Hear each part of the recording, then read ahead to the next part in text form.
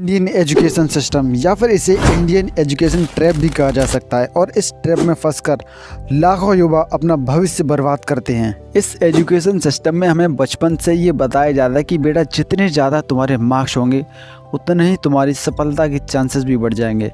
और हमारे स्कूल वाले कॉलेज वाले हमेशा हमारे मार्क्स के पीछे पड़े रहते हैं कि तुमको ज़्यादा मार्क्स लाने हैं, ज़्यादा मार्क्स लाने हैं।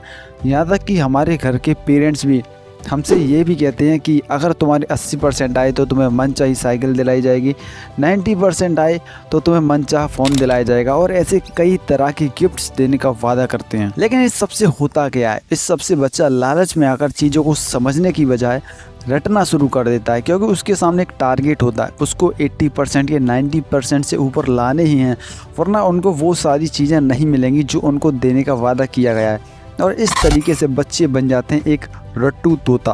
अब जिन स्टूडेंट्स के घर वालों पर ज़्यादा पैसा नहीं होता है और वो अपने बच्चों को बड़े बड़े महंगे गिफ्ट देने का वादा नहीं कर पाते हैं, तो ऐसे पेरेंट्स के बच्चे अक्सर एवरेज कैटेगरी में आ जाते हैं, क्योंकि उनको लालच नहीं है ज़्यादा मार्क्स लाने का कुछ भी। अब मेरे कहने का मतलब ये बिल्कुल नहीं है कि हमेशा जो पैसे वाले स्टूडेंट हैं वही टॉपर होते हैं या फिर जो गरीब बच्चा है वो कभी भी टॉपर नहीं होता। क्लास में टॉप करना अच्छी बात है, लेकिन चीज़ों को रटाकर क्लास में टॉप करना ये बहुत ही गलत बात है।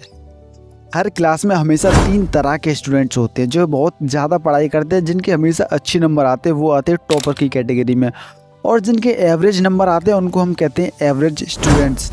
और जो बैक बेंचर्स होते हैं जो बहुत ही कम पढ़ाई करते हैं या फिर जो बस पासिंग मार्क्स लेकर आते हैं वो होते हैं बैक बेंचर्स। अब होता क्या है, जो भी टीचर्स होते हैं वो या तो अपने टॉपर्स पर ध्यान देते हैं या फिर बैक बेंचर्स पर, लेकिन जो एवरेज स्टूडेंट्स होते हैं जो इससे कई हद तक आगे जा सकते थे उन पर कोई भी ध्यान नहीं देता है, जिससे वो एवरेज स्टूडेंट एवरेज ही रह जाते हैं। अब अगर आप भी एक एवरेज स्टूडेंट रहे हैं तो आपने भी ये चीज़ नोटिस की होगी कि ज़्यादातर टीचर आपका नाम ही नहीं जानते होंगे, और वो जानेंगे भी कैसे, क्योंकि उनका पूरा ध्यान टॉपर्स पर होता है। इंडियन एजुकेशन सिस्टम की हालत इतनी ज़्यादा ख़राब है कि जो बच्चा साइंस में पढ़ रहा है उसको ऑटोमेटिकली बहुत ज़्यादा होशियार मान लिया जाता है, चाहे उसको कुछ आता हो या ना आता हो।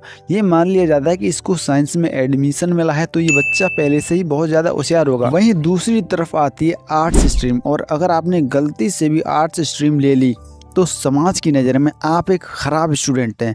आपका पढ़ाई लिखाई में मन नहीं लगता होगा, इसीलिए आपने आर्ट्स लिया। फिर चाहे आपके बोर्ड्स एग्ज़ाम में 90% आए हों या 95% आए हों, इससे किसी को घंटा फ़र्क नहीं पड़ता।